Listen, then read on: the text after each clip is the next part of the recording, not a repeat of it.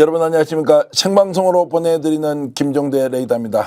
금요일 날 저녁 5시 30분에 시작하는 생방송 김종대 레이더. 오늘은 특집으로 구성했습니다. 김종대 전 의원 오셨습니다. 어서 오십시오. 안녕하세요. 자, 매일 최상병 특검 관련된 얘기를 하고 있는데도 이야기가 끝이 없습니다. 혹시 하면 계속 나와요. 계속 나온다. 그래서 국민들이 지겨워할 겨를도 없이 사건은 매일같이 쏟아지고 있습니다. 새로운 증거 속출하고 있고요. 오늘도 여러분들과 함께 최상병과 관련된 사건 수사 내용 살펴보면서 새로운 소식 하나하나 전해드리면서 좀 더 업그레이드한 모습의 방송 진행하겠습니다. 와, 지금 벌써 동접 1000명이 넘어섰습니다. 아유, 많이 들어오셨네요. 방송 시작부터. 평소보다 1시간 정도 당겨서 하는데도 1000명 이상 지금 들어오셨는데 어저께 좋아요 이 말을 제가 중간중간에 눌러달라 부탁드리니까 한 번만 더 정겨운 진행자 좋아요라고 말하면 정말로 나가버릴 거다라고 이렇게 경고를 하시던데 좋아요 눌러주시면 여러분들 많은 분들이 함께 공유할 수 있습니다. 알고리즘이 이렇게 좋아요 눌러주는 동시에 많은 분들에게 전달이 되니까요. 조금 불편하시더라도 구독, 좋아요는 스픽스가 100만 달성을 하기 위해서 반드시 필요한 것이니 여러분들의 지원, 협력 그리고 팍팍 밀어주는 이런 응원 기대하겠습니다. 불편하시더라도 저희들 유튜브에서 살아남아야 하기 때문에 열심히 하고 있다 이런 좀 배려해 주시기 바라겠습니다. 자, 벌써 1300명 넘어서고 있고요. 좋아요 좀 눌러주시라고 말씀드렸는데 지금 288분인데 아마 곧 500명이 넘어설 것 같습니다. 자, 김종대 의원 바로 시작하겠습니다. 네. 오늘 이제 최상병 특검과 관련돼서 청문회 이후에 여론조사를 했는데 시사저널이 한 것입니다. 네. 시사저널이 여론조사를 했는데 한국갤럽에 의뢰한 것인데요. 최병 특검 찬성이 63%, 반대가 26%. 특히 이제 중도층에서도 10명 중 7명이 찬성하고 있다. 네. 진보층에서는 80%가 훨씬 넘더라고요. 네. 자, 이렇게 청문회 전후가 바뀌고 있습니다. 어떻게 보셨습니까? 예, 갤럽 조사는 이전 5월 2주차 조사에 비해서 특검 찬성 여론이 지금 5% 이상 올라갔어요. 5%포인트 이상. 예. 예.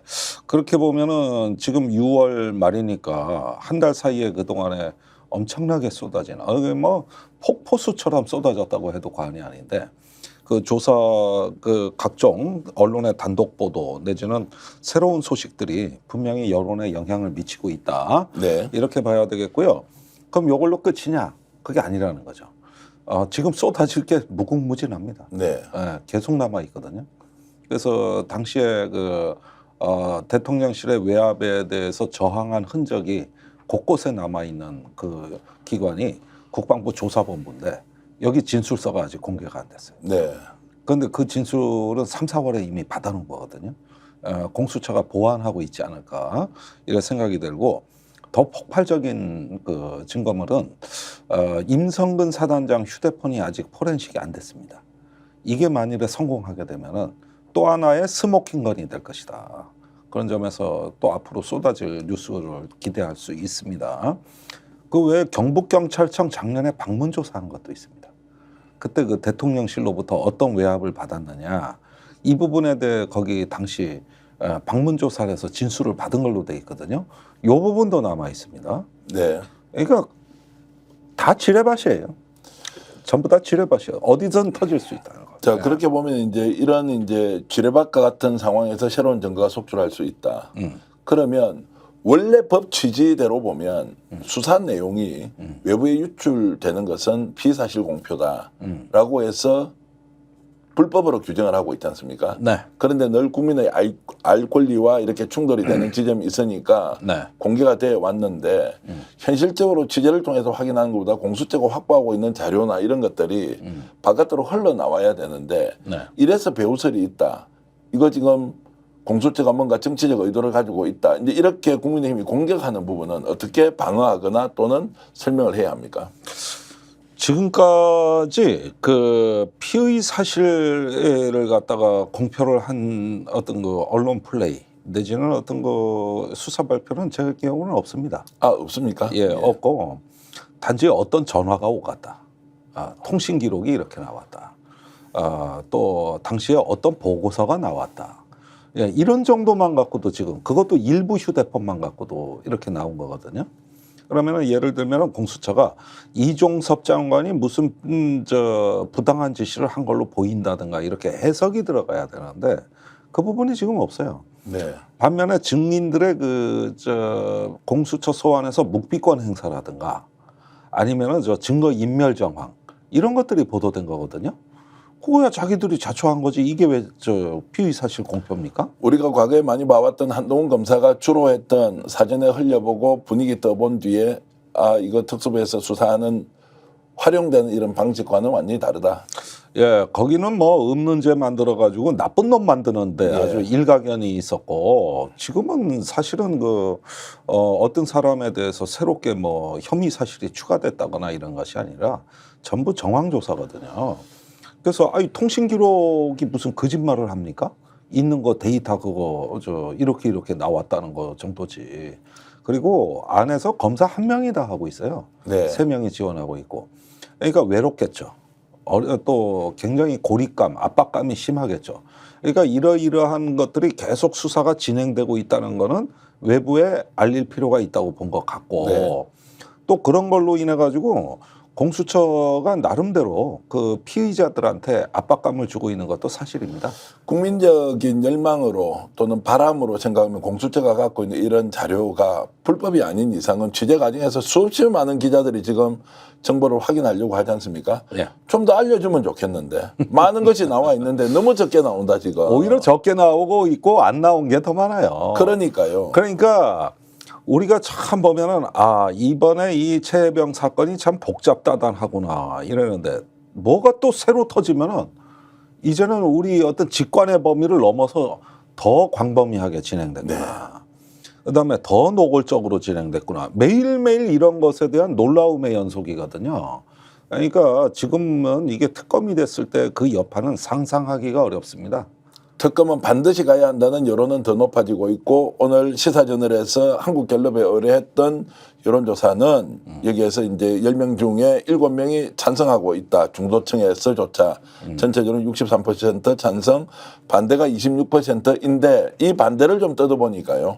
국힘 지지층에서는 찬성이 43%, 네. 반대가 47% 정도 나오더라고요. 그래서 이걸 합쳐보니까 반대가 전체적으로 26%인데 이 부분은 어떻게 봐야 됩니까? 근데 국힘 지지층에서는. 이것도 다음 주에 한 번 더 조사해 봐야 되는 게 지금 한동훈 효과가 별로 반영된 것 같지가 않아요. 그렇습니다. 예, 한동훈 지금 뭐 후보라고 불러야 되겠죠. 후보라고 불러야죠. 예. 그런데 일단은 지지율 1위 당권 후보입니다. 네. 근데 특검 찬성으로 돌아섰어요. 예. 그렇다면은 당연히 국민의힘 지지층에도 미치는 영향이 있다고 봐야 되겠는데 네. 이 부분이 아직 반영이 덜 돼 있다. 그렇게 보면은 이 한동훈 효과는 단순히 전당대회 효과만이 아니에요. 이거는 특검에도 미치는 영향이 생각보다 크다고 보여집니다. 그래서 이 다소 국민의힘 지지층에 어필하는 측면이 있고 이뿐만이 아니라 지금 한동훈 캠프에 들어가 있는 걸로 알려진 현역 의원이 17명 정도로 알려져 있는데 계속 늘고 있습니다. 지금 30명이 넘을 거라고 네. 예상을 하고 있거든요. 그분들이 향후에 특검 표결에 어떤 입장 변화를 보일까도 초미의 관심입니다. 그러니까 그 전쟁과 관련해서도 오늘 시청자 여러분들께 저희들이 확보하고 있는 정보를 다 공개할 건데 대통령과 한동훈 어떤 관계로 가는지는 조금 이따 여쭤보기로 하고요.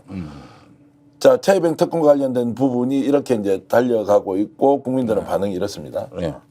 자, 그래서 지금 현재 이 사건의 본질은 윤석열 특검으로 가야 하고 김건희 특검으로 가야 한다.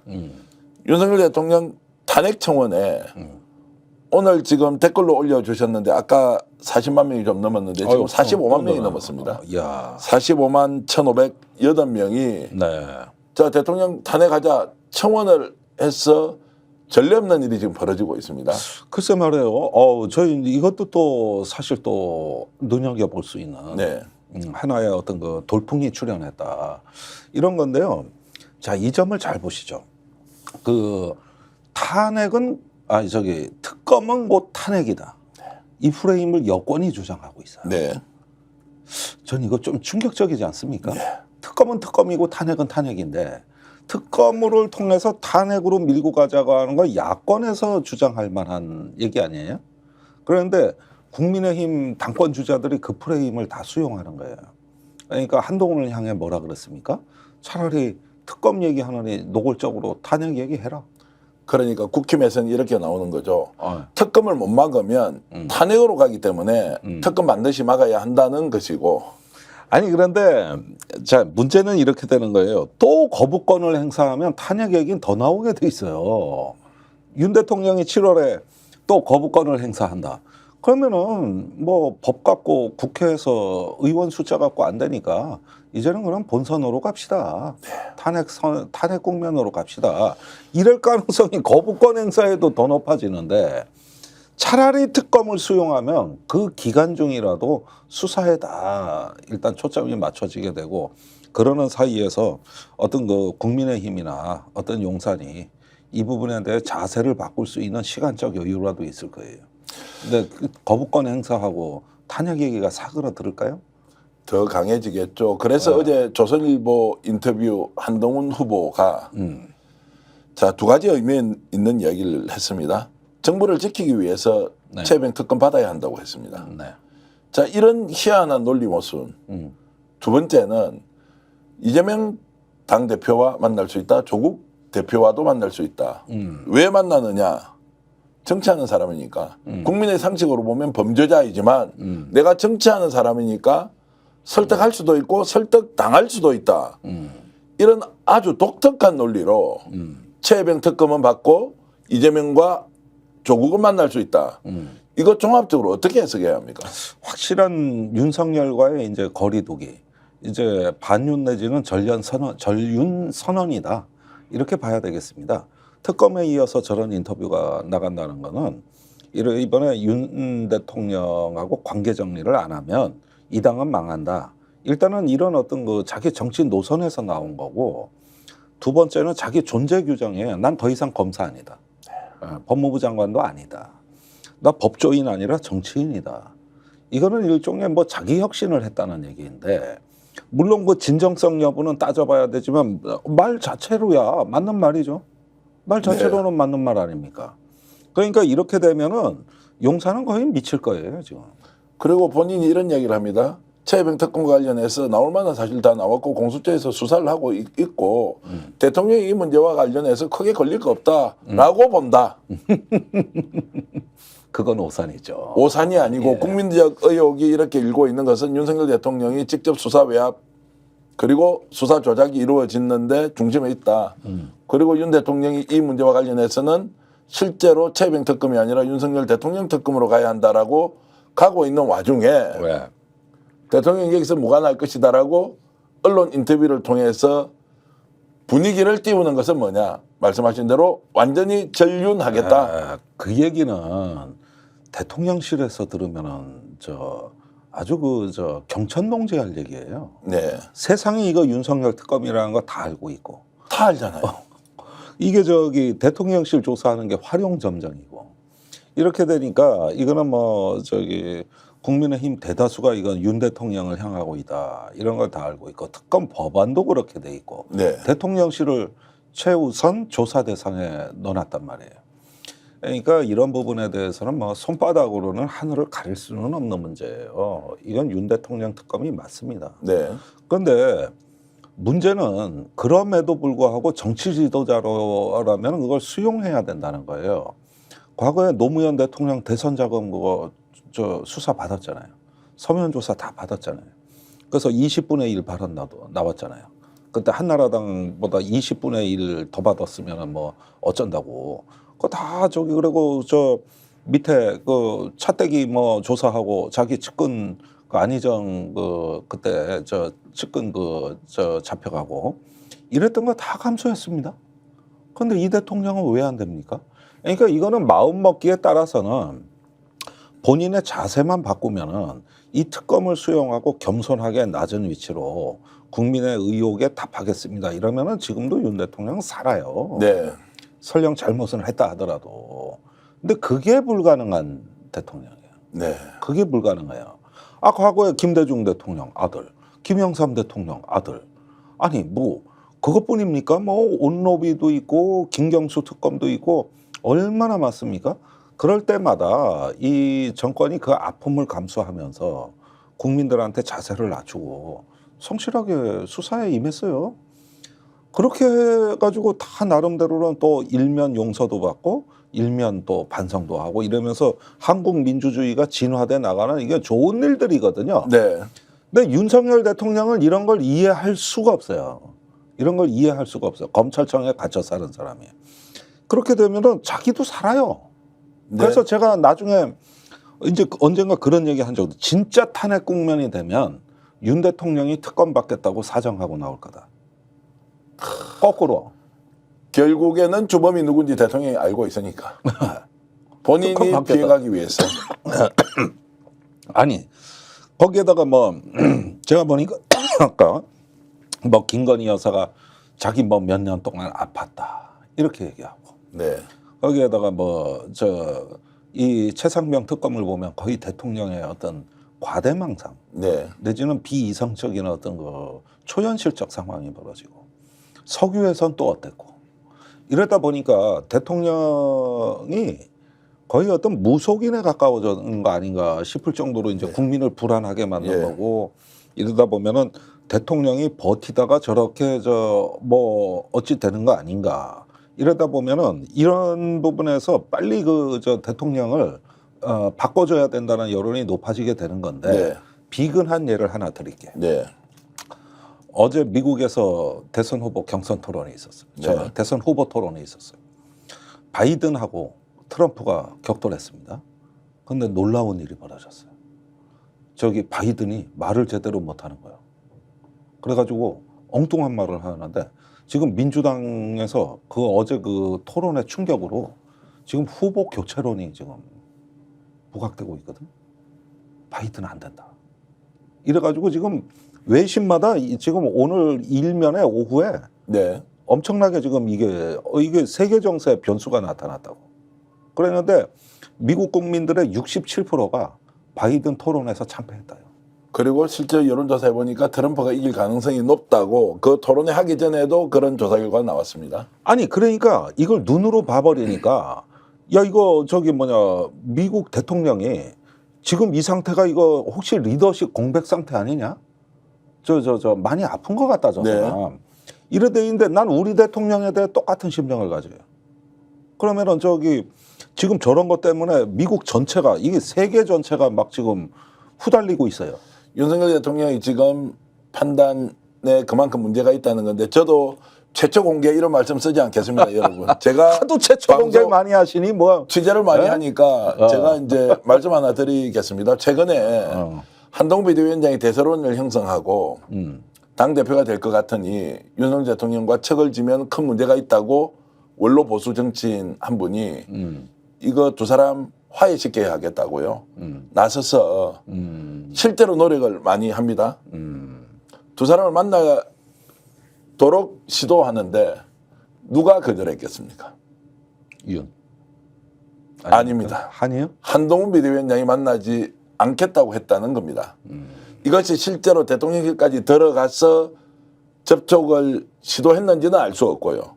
이분이 바깥에서 두 사람을 만나서 화해를 시키려고 했는데 한동훈 비대위원장 쪽에서 만나지 않기로 했다. 제가 한동훈 비대위원장이 만나지 않기로 했다는 것은 확인을 해드릴 수 없고요. 한동훈 비대위원장 쪽에서 만날 의사가 없다. 그런데 이 말씀을 전한 분이 워낙 중량감 있고 이름을 들으면 다 아시는 분이기 때문에 윤과 한의 관계가 이렇게 극단적으로 벌어지고 있는데 그것은 윤석열 대통령 때문이다 아니라는 겁니다. 한동훈 비대위원장이 만날 마음이 없다는 것과 윤석열 또 대통령은 지금 김종대 전 의원 말씀처럼 바뀔 것이냐 아닐 것이냐고 했을 때 바뀔 가능성이 거의 없다. 그게 벌어진 이유죠. 그렇죠. 네.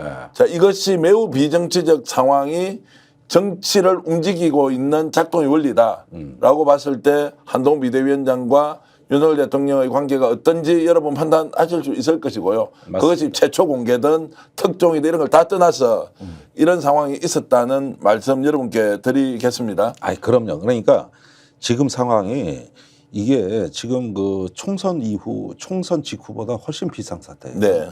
지금 상황이 훨씬 엄중합니다. 이거 지금 저기 뭐 그냥 제가 괜히 제 의견 말씀드리는 것 같지만은 피부로 느껴져요. 네. 그러면서 저기 그 안철수 의원이 또 가세하고 나섰잖아요. 특검 찬성한다고.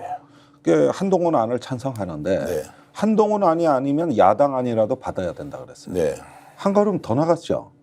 그래서 한동안 우물쭈물하다가 이러는데 저기 한동훈 캠프에 국회의원들 들어가 있죠 지금. 그리고 러닝메이트들 있죠.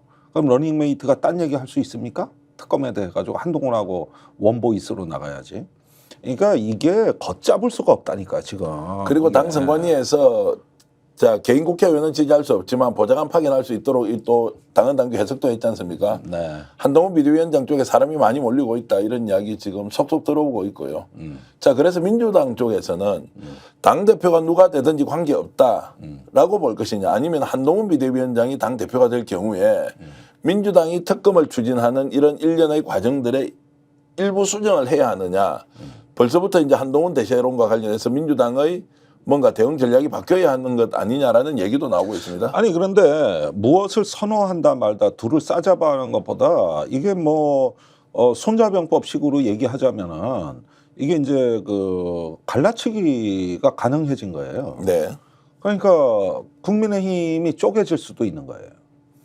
그러면서 그 친윤과 반윤으로 양분되는 이런 어떤 내부의 극심한 갈등의 국면으로 되게 되면 전국 주도권은 이제 확연하게 떨어지는 거거든요. 네. 그래서 여기서 일단은 지금은 야당의 시간이 오고 있어요. 네. 그래서 이런 것들에 대해서 좀 여유를 갖고 향후에 조금이라도 그 야당의 어떤 특검을 비롯한 정치 정책 현안에 대해서 대화가 되는 여지가 있다면 받아야죠. 네. 네. 유연하게 접근해야 한다는 걸로 제가 저번에도 그런 게 우원식 국회의장이 뭐 주말까지 원구성 기다리겠다 할 때 강성당원들이 주말 지나면은 18개 다 그냥 상임위 다 먹어라. 이제 더 이상 기다리지 마라. 이런 얘기를 할 때 제가 그때 그런 얘기를 한 게 뭐냐면은 기다리면 항복선언 합니다. 저쪽은. 네. 급할 필요 없어요. 자꾸 법 얘기를 하는데 그 법 앞에 무너지는 거는 민주당이 아니라 국민의힘입니다. 네. 그래서 어떤 그 더 명분을 쌓는 게 좋다. 원구성 서두를 필요 없이. 그랬는데 이번 주에 패기 항복했잖아요. 자, 국민의힘이. 그래서 그러니까 이거는 시간이 지금 야당으로 넘어와 있고 저쪽은 일단은 핵분열이 시작됐다고요. 네. 예, 이런 부분에서 우리가 야당은 대안 세력으로서의 면모와 품격을 갖춰야지 표적이 둘로 나눠지다 보면은 자칫하면 혼란스러울 수도 있으니까 대안 세력으로서 품격을 유지한다. 이렇게 해도 충분하다는 거예요. 제가 시청자 여러분께 잠깐 쉬어가는 게 아니고 더 뜨거운 토론을 이어가기 위해서 4,500명이 지금 동접하고 있습니다. 이거 예. 말씀드려야 됩니다. 왜 방송 중에 이런 이야기 하느냐고 하지만 많은 분들이 볼수록 저희들이 힘을 더 내는 것도 있지만 이것이 여론을 만들어가는 과정이다. 여러분들 뜻 하나하나 모아서 방송으로 만들고 있고요. 좋아요 눌러주시고 구독 눌러주시면 저희들 100만으로 달려가고 더 많은 국민들이 우리 방송 국내외에서 볼 수 있습니다. 당당하게 여러분들께 요청드리고 다만 겸손하게 방송 잘 만들겠습니다.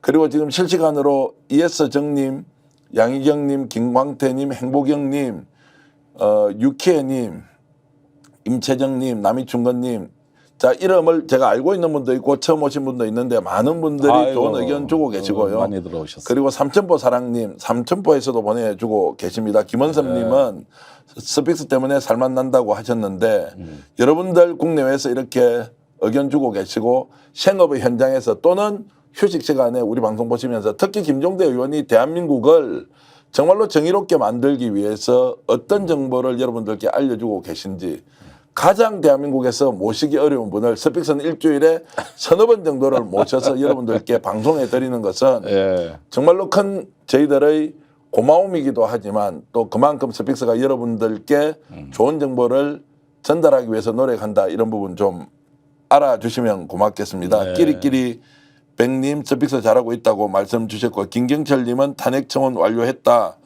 그리고 최창수님, 코코님, 예, 코코님은 진행 진짜 못하네 이런 말씀 주셨는데 또 왜 그래? 그건 좀 제가 반성을 하면서 다음부터 코코님 방송 열심히 잘 하겠습니다. 예. 사계절님도 중간에 저런 것 좀 안 했으면 좋겠다고 맥 끊깁니다 이렇게 하는데 다시 시동 걸고 올라가겠습니다. 예. 자, 윤석열 대통령과 한동훈 비대위원장이 저런 관계에서 한동훈은 독자 노선으로 가고 있고 네. 지금 현재 전당대회는 자, 한동훈 대세론에서 바뀔 가능성이 있다 없다 어떻게 보십니까? 근데 지금 전당대회 분위기가 한동훈 왕따 시키기로 흐르고 있습니다. 주자들은 다 그렇게 하고 있어요. 예, 아니 저 대구시장이나 경북지사, 네, 뭐 홍준표, 이철우, 한동훈만 안 만나요. 네, 찾아오면 다른 당권 후보는 다 만나거든요. 근데 한동훈 너만 오지 마. 요거거든요. 이렇게 하고 대통령실이 또 총동원되고 있습니다. 그리고 저기 또 외곽에 있었던 뭐 전혁 의원 같은 분까지도 났을 때. 그러면서 한동훈을 완전히 민주당 아류 내지는 민주당하고 같은 편으로 몰고 가고 있어요. 그래서 모든 자산을 동원해서 한동훈 때리고 고립시켜라. 이 판으로 지금 진행이 되고 있는데 아직 전당대회가 한 달 가까이 남았잖아요. 그러면은 이 시간에서부터 별하별 캐비넷이 다 열릴 거고 또 한동훈을 무너뜨릴 수 있는 어떤 뭐 조금 화력을 전면적으로 동원하는 이런 판으로 가는데 이 전쟁이 여야 전쟁보다 치열할 거예요. 이제 한 달 후에 보시면 권력 내의 싸움이 원래 더 피비린내 나는 거예요. 김종대 전 의원께서는 혹시 전당대회 당대표, 국힘의 당대표 누가 될 것인지 전망하신 적이 있습니까? 아니 뭐 별로 그렇게 얘기는 한 적이 없어요. 없고 지금도 여전히 좀 지켜봐야 한다 이렇게 관망하고 계십니까? 그렇죠. 그러니까 지난번에 윽박질러 가지고 안철수, 나경원 다 제거했지 않습니까? 유승민까지도. 이번에 똑같은 판이 또 벌어지고 있거든요. 근데 온리원 반한 전당대회로 가는 거예요. 지금은 한동훈 이제 밀어내기, 왕따시키기. 지금은 이 국면으로 되고 있는데 이렇게 되면은 제가 최근에 그 한동훈 측 예컨대 그 몇몇 원외위원장하고 방송을 한 적이 있어요. 근데 이 사람들은 한동훈을 통한 국민의힘 혁신에 너무나 간절하더라고. 그러면 여기서 이제 배신감을 느낄 수 있거든요. 그래서 그 MBC의 오신환 전 의원하고 내 토론한 거 있는데 그런 거 한번 잘 보시면. 네, 100분 토론하셨죠. 아니 100분 토론이 아니라 새로 론칭된 욱하는 밤, 욱하는 밤 최욱 MC가 진행. 엄청 재밌더라고요. 그런데 뭐 그 방송 또 이제 끌어내리게 생겼어요. 지금 오늘 방심위에서 벌어진 사태 보니까. 그래요? 예, 그 MBC 방송 사장 보니까 뭐 이현주 의원하고 예. 김종대 의원 나오시던데 다 스픽스 출신들이 가서 방송을 다 하시더라. 거기 가서 하는 거예요. 예. 그러니까 이런 상황을 보면은 그 뒤에도 그 방송 끝나고도 내가 많은 이야기를 듣는데 이 사람들은 이제는 출구가 없다고 봐요. 국민의힘은 더 이상 출구가 없다. 이제 더 망할 일만 남았다. 그러니까 한동훈이 당 바꾸는 거 외에는 다른 대안을 고려를 못 해요.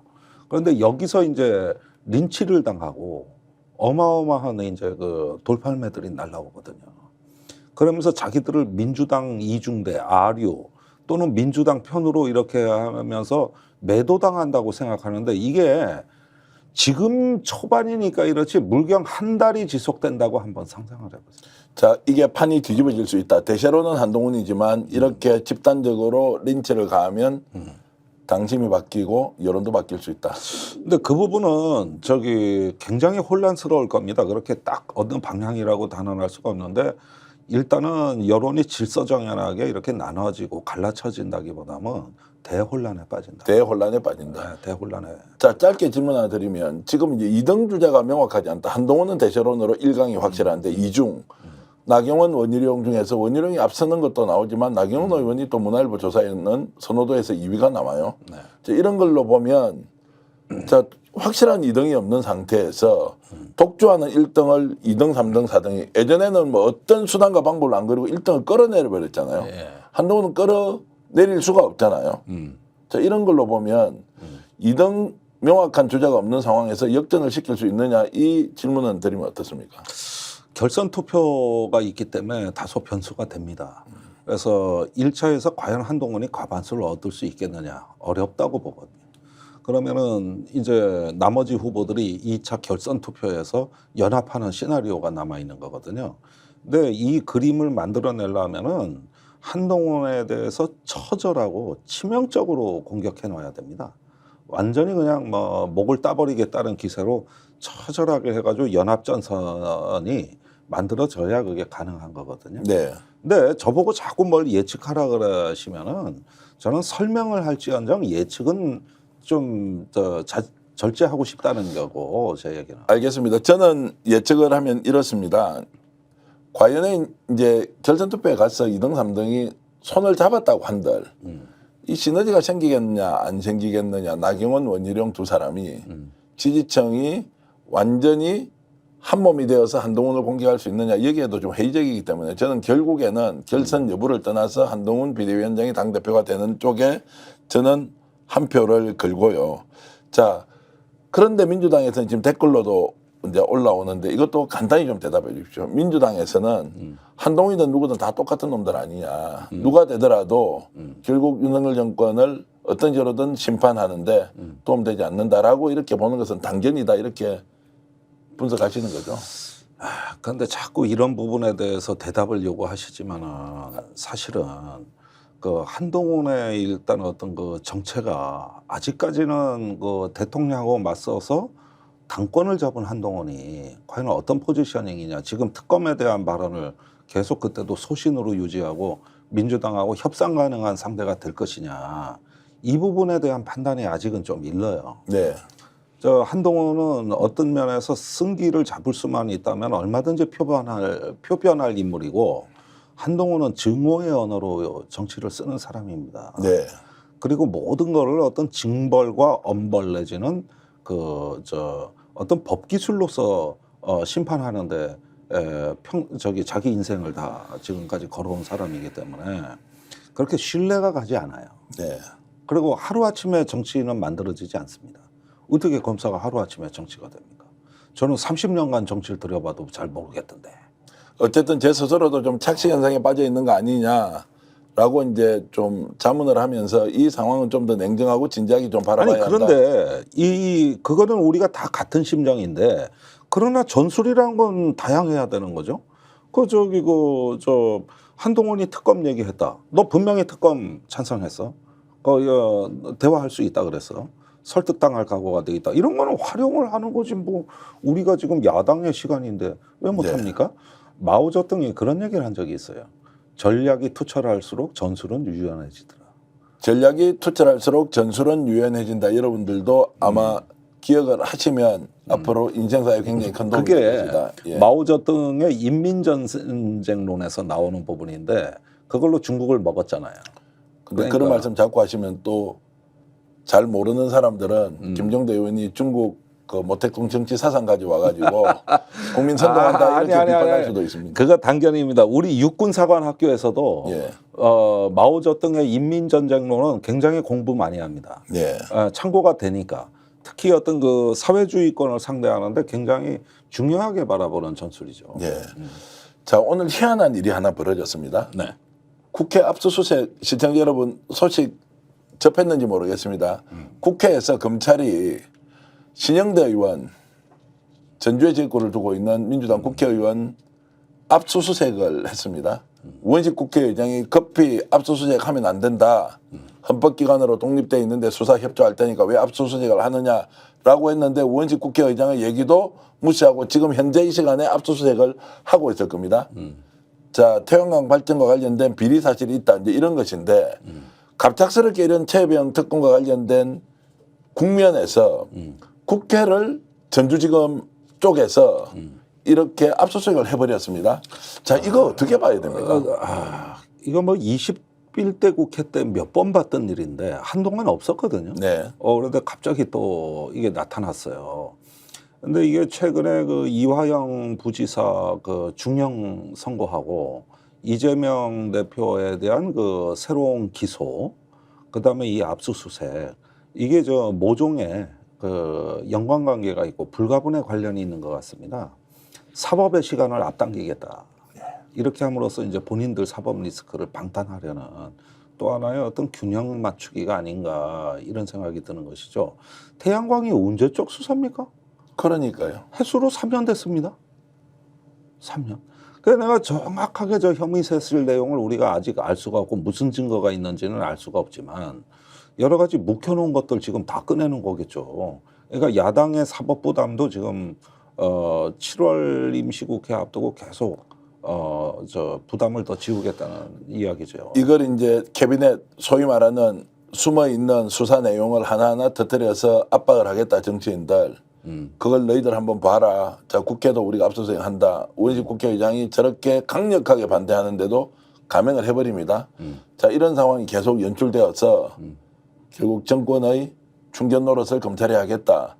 이렇게 보는 것은 좀 과잉입니까? 아니면 아니, 그렇게 충분히 볼 수 있다. 그런 어떤 그 의심을 우린 가질 수밖에 없는 거고. 예. 그래서 지금의 어떤 압수수색으로 통한 어떤 7, 8월 전국을 사법전국으로 전환하겠다는 의도겠죠. 네.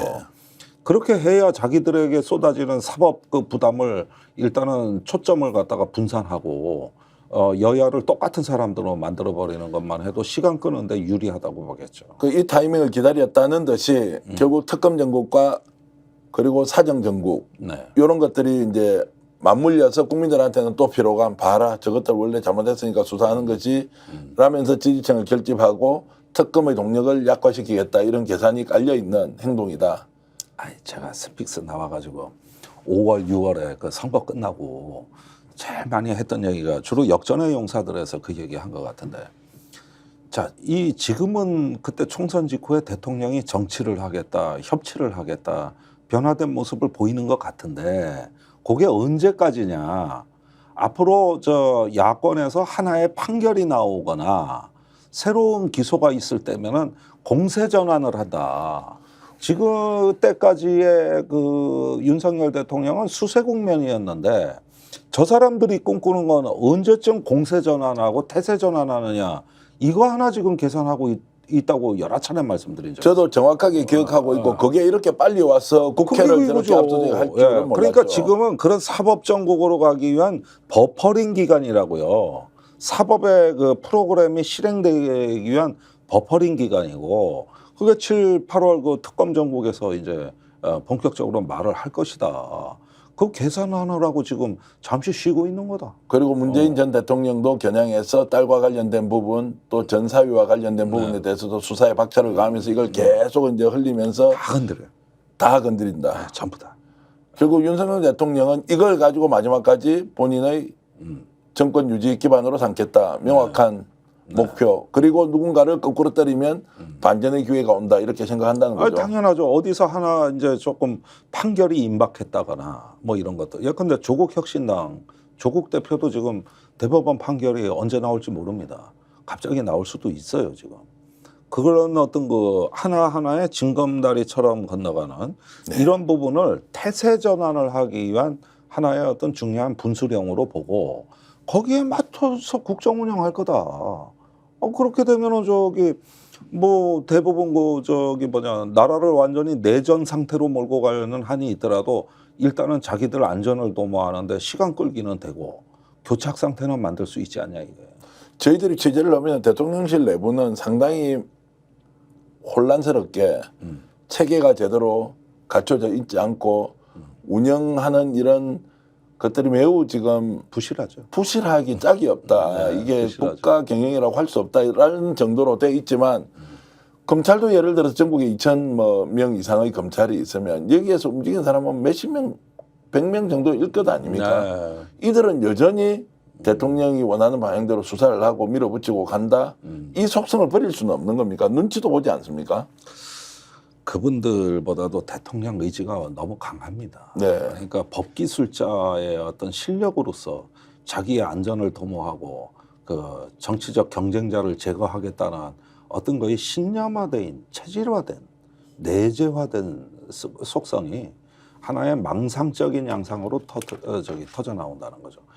이태원 참사도 좌파가 유도한 뭐 조작 유도한 거라는 어떤 망상을 갖고 있는 사람인데 지금 우리가 정상인으로 이거 볼 수가 없어요. 근데 망상을 정치적으로 이용하는 것 같아서 본인이 믿고 싶은 것을 믿고 그러니까 그것이 현실에 이거는 용산 참모들도 대통령이 두렵습니다. 네. 김계환 사령관이 왜 말을 바꿨겠어요. 지금 대통령이 해병대 전체를 반역 집단으로 보는구나.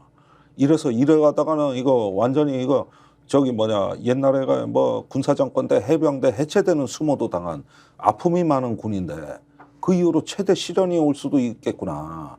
저 정상이 아니구나. 그러니까 일단은 박정원 대령이 저 항명한 걸로 축소라도 시켜놓자고 다급했던 거예요. 그때는. 그리고 차한찬히 그러면은 진실을 회복하고 자기가 옷을 벗으면 그만인데 재판에 나와 위증을 하면서 이제 이분이 또 상태가 안 좋아진 거지. 난 초기에 작년 8월 2일은 그랬다고 봐요. 자, 한동훈 비대위원장이 당대표가 되고 특검이 이제 초고속으로 진행이 됩니다. 자, 그 과정에서 윤석열 대통령이 끝까지 이것을 받아들이지 않고 네. 뭔가 소수의 단단한 지지층 결집시켜서 격렬하게 반발 또는 반대할 수 있다. 대통령실 그 용산 일대가 어떤 그 외부의 어떤로부터 고립된 농성장 같이 돼가고 있다. 네.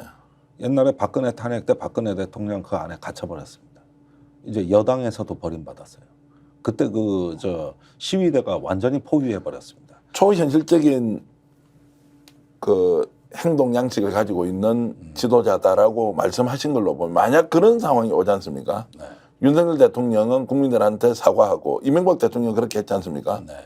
지금도 엉터리 소식을 가지고 보수 정권 또는 보수 진영에서 공격하고 있지만 광우병 문제 네. 36개월 이상 절대 안 된다고 해서 그걸 받아들였는데도 지금도 광우병 괴담이라고 얘기하는 하여튼 엉터리 이야기는 지금 주제는 아니지만 이명박 대통령처럼 청와대 지산에 올라가서 정말로 아침 이슬 부르는 걸 보고는 내가 반성을 했다. 국민도 받아들이겠습니다.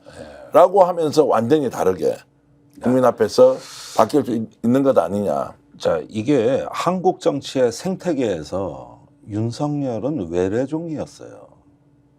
우리 저 멕시코에서 온 거 그 물고기 있어 지금 일본 민물고기 다 잡아먹는 반으로 잘라도 살아있대. 헤엄쳐 가더라고. 이 한국 정치 생태계 윤석열은 외래종 같은 존재예요. 일단은 닥치는 대로 잡아먹어요. 외래종이 오면 황소개구리 그런 거 보십시오. 얼마나 골치 아픕니까? 지금 그런 역할로 돼 있다고. 그러면은 여기서 이제 어떤 거 저기 뭐냐 정치라는 게 생물이고 우리가 다 같이 이렇게 만들어 나가는 집단지성과 공동체의 덕목이 바로 정치고 사회 모든 역할 중에 최상위의 가치거든요, 이게. 그런데 여기에서부터 그걸 깨닫지 못하는 대통령이 망상에 젖어서 그 여사님도 많이 아프시다 그러대. 내가 봐도 아파 보여요. 네. 그러니까 이런 사람들이 지금 이 저기 통치하는 나라는 위험 국가입니다. 하나의 어떤 국가가 안정성을 가지고 규칙이 준수되면서 어떤 거 조화와 균형을 이루는 게 이런 게 민주주의인데 여기서 무너질 때는 순식간이거든요. 그거는 위험 국가라고 보여지는 거죠. 지난번에 무너질 때 보니까 이재명 민주당 대표하고 바로 전화를 해서 만나가지고 한번 잘해봅시다라고 하듯이 그때 그렇지. 완전히 무너졌단 말이에요. 예. 그런 것처럼 국민들이 이렇게 압박을 넣으면 정말로 국민들이 원하는 방향으로 무너질 수도 있는 것 아니냐. 예. 아니 그러니까 저기 대통령의 정서는 두려움, 불안 네. 이런 게 이제 한쪽에 있고 그럴 때는 좀 약해 보이고 다른 말을 하고 또 한쪽에는 오만과 이제 지배 저기 저 상대방을 굴욕으로 몰고 가는 어떤 승리에 대한 집착이 기다리고 있습니다. 네. 이 둘 사이에서 진동하죠. 매우 지금 진동하는 정신적으로도 혼란스러운 상태인 건 맞죠. 지금 꼿꼿하게 버티면서 나는 잘못한 게 없다라고 이렇게 정말로 심지를 굳게 갖고 있습니까? 아니면 매우 흔들리는 상황으로 가요? 흔들리죠. 양쪽에서 진동을 하는데. 네. 그런데 이걸 이해 못하는 거죠. 이 국가의 대통령은 지금 법과 시스템으로 경영하는 최고 책임자이자 관리자입니다. 근데 이 윤석열 대통령은 이런 부분에 대한 지식이나 노하우나 어떤 품격이 없어요. 그러다 보면은 이런 법과 시스템보다는 자기의 권력으로 통치하고 싶어 한다고. 결국 검찰, 인치, 인치. 충성심. 네. 그러니까 충성심으로 통치하고 싶어 하는 거예요. 사실은 시스템으로 통치를 해야 돼요. 그러니까 예컨대 오늘 국가 R&D, 그 과학기술 R&D 예산을 대폭 14% 증액해가지고 이제 저기 30조 수준에 맞춘다는 거 아닙니까? 이게 왜 문제냐 하면은 힘을 보여주는 것이죠. 내가 결심하면 이렇게 파격적 증액도 가능하다는 거죠. 사실은 이거 국가적으로 또 큰 부담이거든. 1년간 어둠의 시간을 거쳐왔기 때문에 지금 예산을 올려줘도 회복이 안 돼요. 이미 핵심 인재들 외국으로 다 떠났어. 언제 불러드릴 거예요? 예산 늘린다고 올 것 같아요? 안 되잖아요. 회복이 안 되는 부분이 있는데, 그러나 윤 대통령은 그런 걸 보는 게 아니에요. 이 과학기술의 시스템을 보는 게 아니라 줄이고 늘리고는 내 맘인 거예요. 의과대학 정원 문제도 똑같이 접근했던 것이죠. 말 한마디로 R&D 잘랐고 말 한마디로 높이는 거. 이렇게 해가지고 국민들이 자기의 힘을 두려워하거나 아니면은 사랑하게 하거나 힘을 숭배하는 사람들도 있거든. 정의나 뭐 민주주의 규칙 이런 거 다 빼고 자기가 신봉하는 가치는 힘이야, 파워, 권력이야. 이런 사람들도 있는 거 아닙니까? 계속 들을수록 참 하지하책이다 이런 생각이 좀 들게 그러니까 됩니다. 나는 대통령실이 지금 보여지는 이미지는 뭘 잘했다 못했다가 아니라 의지대로 간다는 걸 알리고 싶은 거라고 봐요. 근데 그 의지 주변에 있는 참모들은 아무도 대통령에게 가까이 접근해서 보고를 하거나 대통령의 의중을 그대로 이해하면서 움직이는 사람은 없다. 자기들도 두렵죠. 근데 지금 잘못하면 헤아리기가 어렵지. 다 지금 직권남용이 될 가능성이 있기 때문에 뭐 지시를 받고 아주 소극적으로 움직이는 외에 적극적으로 정무적 활동은 하기가 어려운 상태다라는 걸 제가 계속 듣고 있고요. 조금 전에 김동대 전 의원께서 여사님 아프다 이 이야기 지금 하셨잖아요. 자기 입으로 아프다 그랬잖아요. 그거는 이제 젊은 시절에 몇 년 동안 아팠다 이런 걸로 들었습니까? 실제로 지금 아프다는 걸로 좀 느끼셨나요? 몇 년간 아팠다 예. 이 얘기는 최근 얘기입니다. 예, 최근 이야기인데 이제 그 최근 얘기로 그렇게 했는데 그것이 현재 시점에 본인이 몸이 불편한 것인지 아니면 과거에 몸이 불편했던 적이 있었던 것인지 아니, 이 말씀을 제가 꺼내는 이유가 정확하게야. 있습니다. 예. 그랬는데 최근에 7개월간 사라졌다 나타났는데 확실히 체형이 수척해요. 실제로 김건희 여사가 많이 아파가지고요. 비서관 중에 한 사람은 양방이든 한방이든 김 여사와 관련된 건강 회복을 위해서 전국 팔도 강산을 심하게 이야기하면 수소문하면서 정말로 다른 업무를 전혀 못 봤다라고 하는 얘기가 저만 들은 게 아니고요. 다른 기자들도 대통령실 쪽에서 들은 적이 있어서 조금 전에 김 여사가 몸이 아팠다라고 하는 그것이 사람들이요. 지금 현재 건강 상태가 그나마 회복이 되어서 이렇게 외부 활동을 하는 것 같은데 그 이전에는 정말로 바깥으로 출입을 못할 정도로 몸이 안 좋았다는 얘기 여러분 앞으로 시간이 지나서 확인하실 수 있을 겁니다. 그만큼 멘탈 자체도 올곧은 상태에서 중심을 가지고 움직이는 게 아니다라고 여러분 생각해야 되고요. 그런 것들을 보면 점점점 시간이 윤석열 대통령 부부에게 불리한 상황으로 치닫고 있다. 누구도 나서서 적극적으로 에워싸고 도와줄 사람이 없다. 그러니까 정치학에서 이제 그럴 때 느끼는 그 압박감과 고립감을 저 피포위 심성이라고 시즈 멘탈리티라는 개념이 있습니다. 이럴 때 다른 행동 그 특징이 나타난다는 것이죠. 공격적이 되거나 아니면은 무언가 저 친구들이 이제 하나둘 사라진다거나 이러한 어떤 독특한 심성들을 보여진다는 건데 대표적으로는 북한이 그런 나라입니다. 그래가지고 저 외부하고 교류나 협력을 못하죠. 안 하는 게 아니라 못하는 거예요. 이게 바로 시즈 멘탈리티예요. 이런 나라가 이스라엘 같은 나라입니다. 미국만 안 들어요. 국제사회하고 절대 교류 안 합니다. 그런데 피포위, 그러니까 포위당해 있다는 느낌, 여기서부터 나온 거거든요. 자, 그래서 지금 이제 대통령실이 그 피포위 상태, 포위를 당하고 있다는 것이 지금까지는 윤석열 대통령의 격려와 거기에 따른 이종섭의 수사 조작 지시가 집단적으로 이루어졌다고 했는데 지금 다른 한쪽의 이제 둑이 무너져 버렸습니다.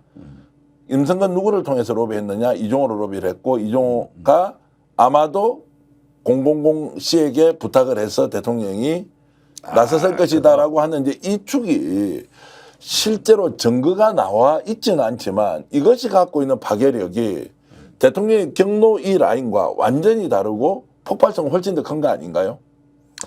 그 이야기는 완성된 이야기가 아닙니다. 근데 확인이 될 수 있겠습니까 이게? 한 며칠만 기다려보세요. 그래요?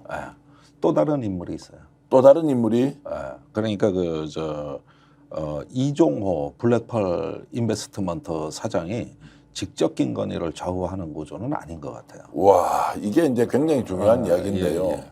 김정래 전 의원님 제가 이렇게 감탄사 넣는다고 오버하지 말라고 아니 말씀하시고요. 자꾸 너무 오버하고 있어요. 그거보다는 또 다른 인물이 이종호 같은 그룹이에요. 그러니까요. 예.